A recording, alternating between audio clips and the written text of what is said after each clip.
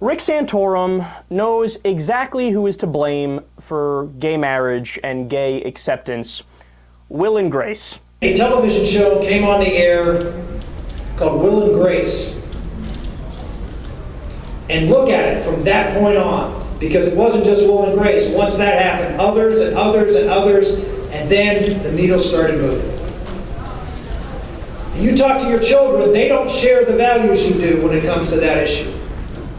Even if they do, they're a little bit more cautious about saying it. Why? Because they have been beaten up by saying what Justice Kennedy said in the DOMA decision. Read it. Understand what this means for freedom of religion. Well, here's what he said. There is no rational basis for anyone to oppose same-sex marriage. Now, just understand what that means. It's a legal term. Rational basis test. But let me understand what that means. That means you are irrational. You have no reason to oppose this form of marriage unless, and he says this, unless the only reason you would do so is because you hate people who are gay or lesbian. That's what he said. Now, I don't know about you, but I don't think the Supreme Court is going to tolerate and give tax exempt status to haters. We have hate crimes in this country for hate speech. It's coming. This isn't about tolerance. We tolerate. Christians are the most tolerant people in the world. Tolerance is different than approval. We love everyone. We know everybody sins. We know we all fall short. And that's what we tolerate, because we know we all fall short. But to go and change the foundation and say that because we hold these views, we are now the haters, and we are not going to be tolerated, changes everything. And so for the Republican Party to even contemplate going along with this is the destruction of our republic. The destruction of our republic is gay marriage. The destruction of our republic. Rick Santorum is not the only guy to make this argument. I've heard it many times over, and I genuinely didn't get it the first time they said it. I'm like, how could they make that claim? But then somebody explained it to me in the comment section on YouTube on one of the videos, because I was genuinely baffled. He's like, no, you don't get it. They actually believe that it would lead to the destruction of civilization because if you allow gay marriage, well, obviously, guys are only going to fuck guys and girls are only going to fuck girls, and then there'll be no more kids and we will all die off. I'm not kidding. That's what they actually believe. Now, why would one believe that?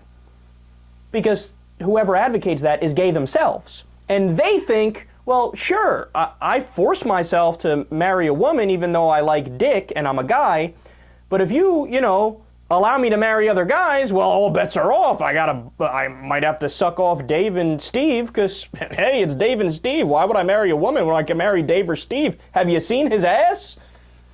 No, seriously, that's what goes on in these guys' heads. What is the over-under until we catch Rick Santorum blowing a dude? 3 months?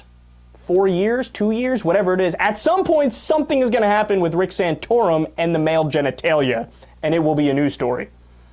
Because you could tell guys like him and Brian Fisher, they always talk about gay sex. Why? Because they're always thinking about gay sex. Now, I don't think about gay sex. Why? Because I'm not gay. But he's gay, so he's thinking, oh, God, it's so wrong. I got to stop them from feeling the pleasure that I want to feel.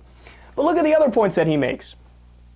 Everything he's saying stems from a basic feeling that Christians are persecuted. Now, we went over this yesterday with O'Reilly because O'Reilly was making a similar argument the other day. And, dude, the bottom line is you are 76% of the population.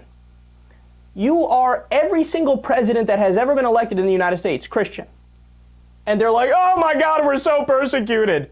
You run everything. You are the overwhelming majority. There are still states in the U.S. where atheists are banned from running for office. Those are illegal laws because they're state laws and local laws, and the federal government doesn't allow that. The Constitution doesn't allow that. But they're on the books. So believe me, if there's discrimination against anybody, there are news stories that come out from states where people have gotten kicked out of stores and people's kids have gotten made fun of at school because the parents are atheists. That's where the real discrimination is. And then he says, well, understand what this means for freedom of religion. And he's talking about the acceptance of gay people. Yeah, what it means is that gay people won't be discriminated against. That's what it means. But see, in Rick Santorum's mind, he defines rights as I have the right to take away your rights if you're a gay person, right? That's the way he looks at it. My rights are to keep you down and to keep you a second-class citizen. You got to understand, gay marriage is not just about a title, that they're, oh, we're just arguing for this title and it's really an emotional thing. Nothing to do with that. There's a lot of tangible reasons why it's more than the title. So tax rights, for example, inheritance rights, for example. I mean, there are people who've been screwed out of hundreds of thousands of dollars and Social Security claims and things like that because their partner had the same genitals as them and it wasn't accepted by the state that they lived in. Okay, that's fundamentally unfair, and that's a violation of the Constitution, which grants you equal protection under the law. You can't arbitrarily discriminate because of the type of marriage that they're in. That's nonsense. And the funniest point of all, well, and then Will and Grace came and everybody started liking gay people. To which I respond, rock and roll.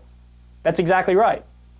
Will and Grace came along, Ellen DeGeneres came along, all these other celebrities who were out and open about it came along, and that's exactly what should have happened. And the response from the American people was how any human being who is not an asshole and has ice water running through their veins would react. Where they look at Will and Grace, or they look at Ellen DeGeneres and they go, well, God damn it, Ellen DeGeneres is exactly like me. Well, I guess gay people aren't bad. They're not the devil, which people like Rick Santorum want to make us believe. So maybe we should give them rights. Maybe we shouldn't treat them like second-class citizens. And last point here, he always uses his religion to justify, being against gay marriage. Well, okay, Rick, but I got to let you know something. You are exactly the same as the people who, in the 1960s and 1970s, used their religion to say interracial marriage is wrong. Look, it says it in the Bible. It's not pure. You can't mix two separate races. It's not okay in the eyes of God. And hey, I'm not a bigot for being against interracial marriage. You are a bigot for disagreeing with me that I'm against interracial marriage. No, you can't flip it on its head, buddy. I'm sorry. There's a difference between being tolerant and being tolerant of intolerance. Yes, you are a bigot if you're against interracial marriage, and yes, you are a bigot if you're against gay marriage.